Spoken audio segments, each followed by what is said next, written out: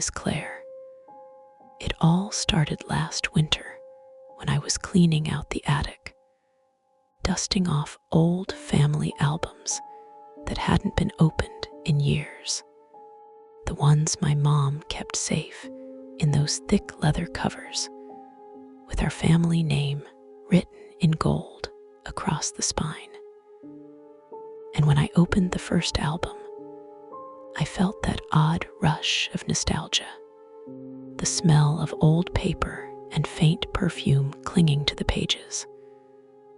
But then, as I flipped through the pictures, something stopped me cold. The faces weren't ours anymore. Our bodies were there.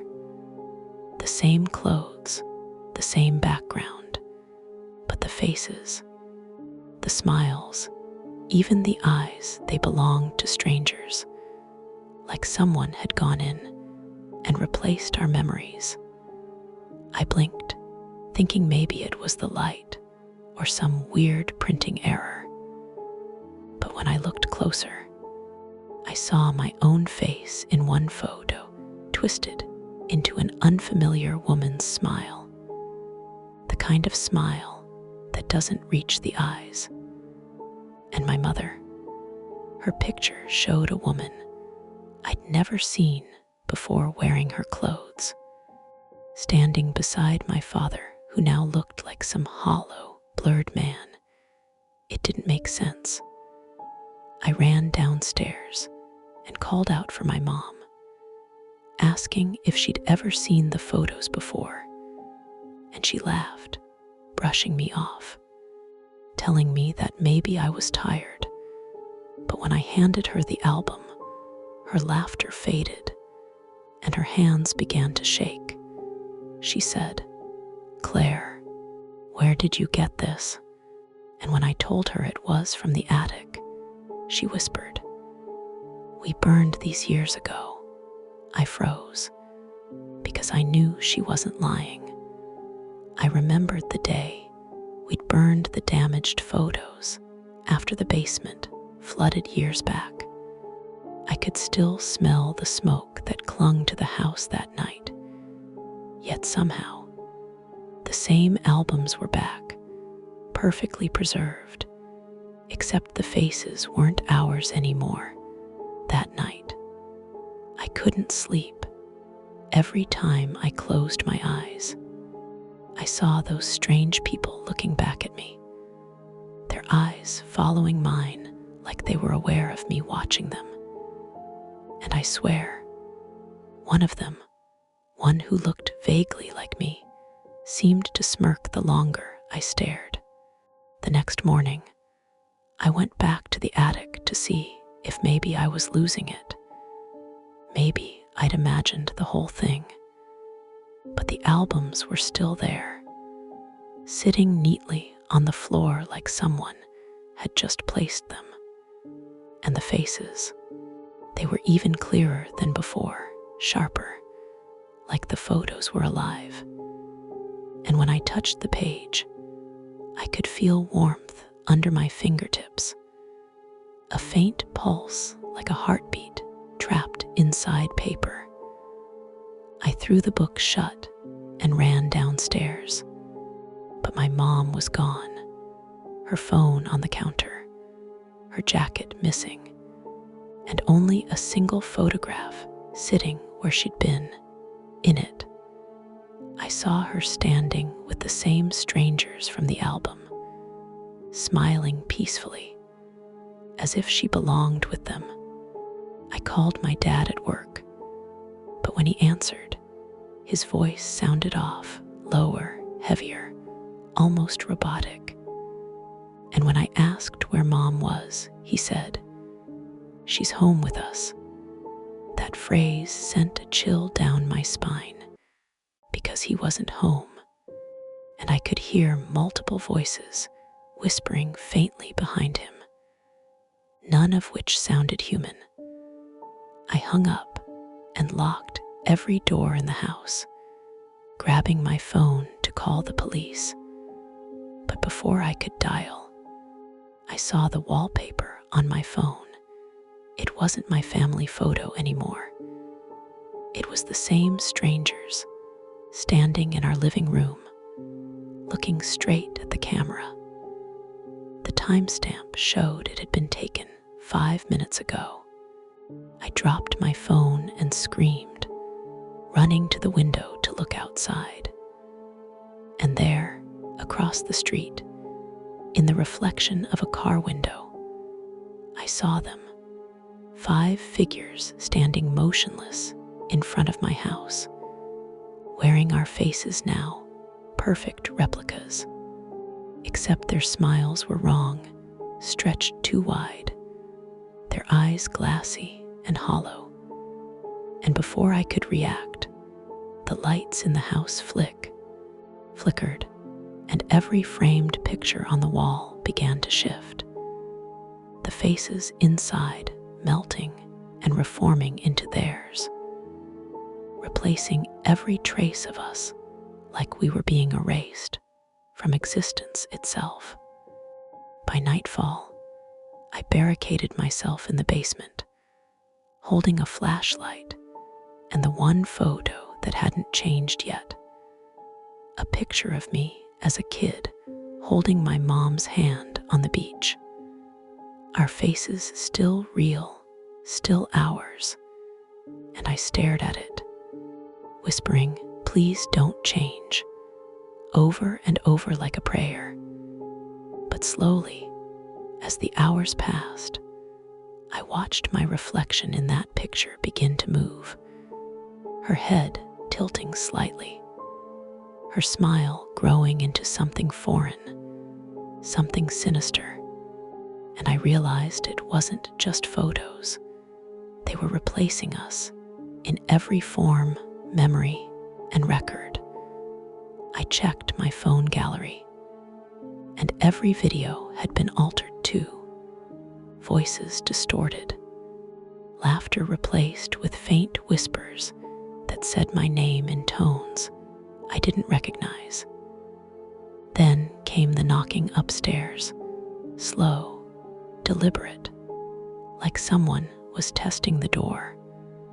I stayed silent, but I heard footsteps pacing across the floorboards, heavy and dragging, and then a voice, my mom's voice, soft and pleading, calling, "Claire, honey, it's okay now. Come upstairs." I almost believed it until I noticed the echo.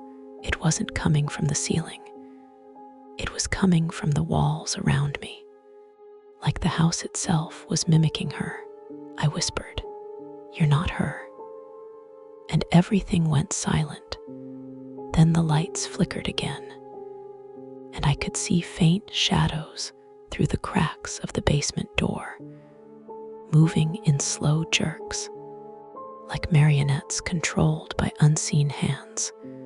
I thought about running, but something told me they were waiting for that, waiting for me to open the door and step into their world.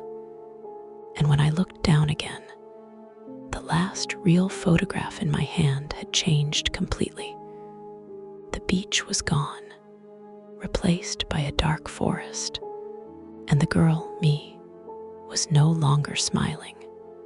Her eyes were wide open, staring straight at me. As if trapped, I must have fallen asleep at some point.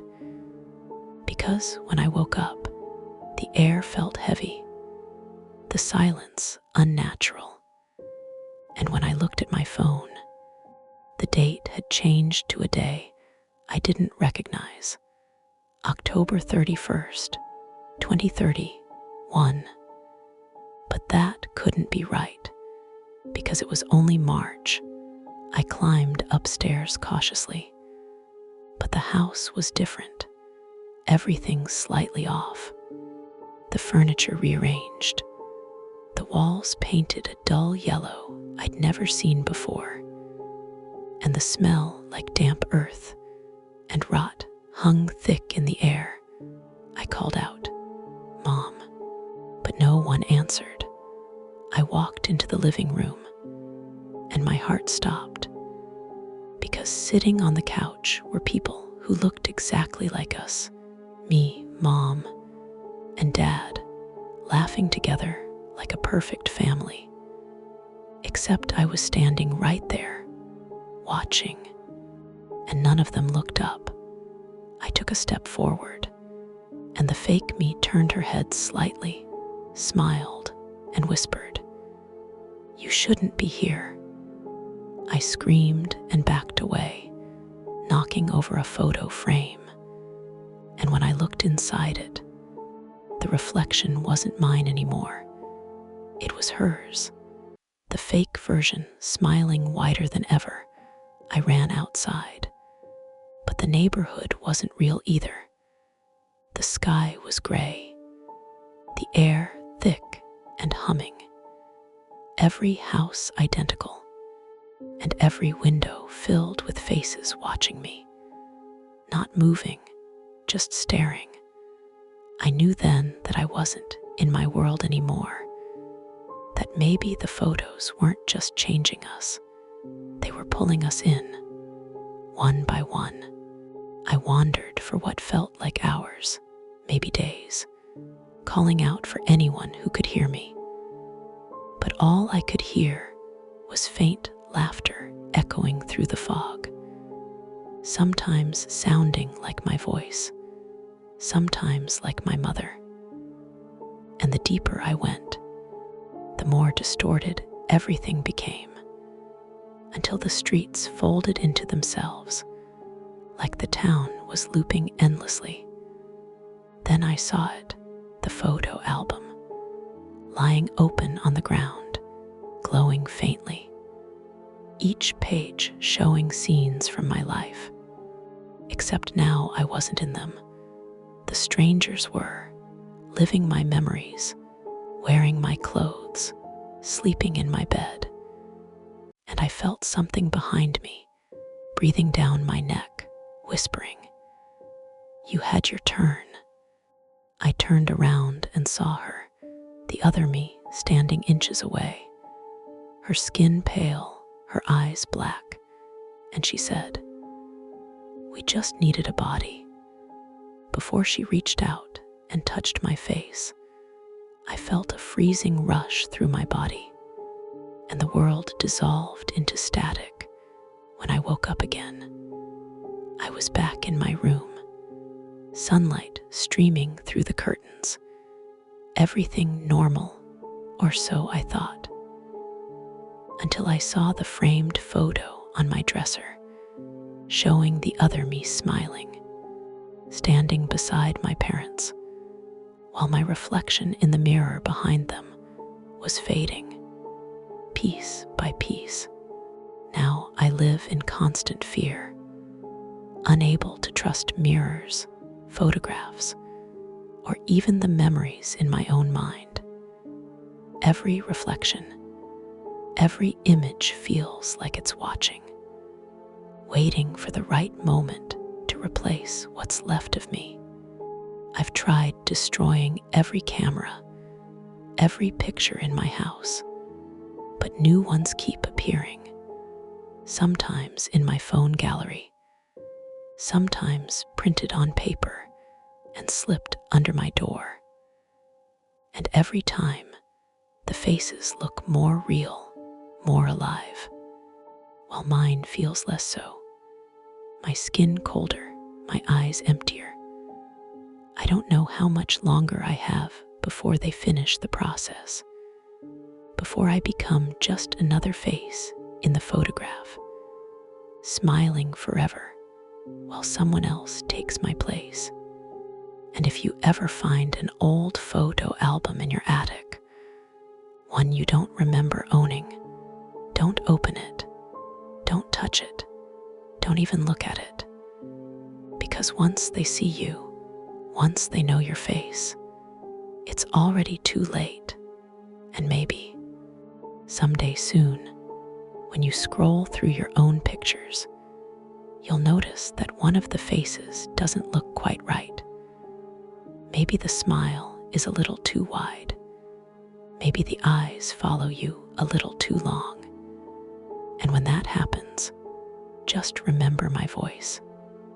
whispering through the static of your screen run before they make you one of them. Because I looked at our family photos once, and none of the faces were ours anymore. And now, neither am I.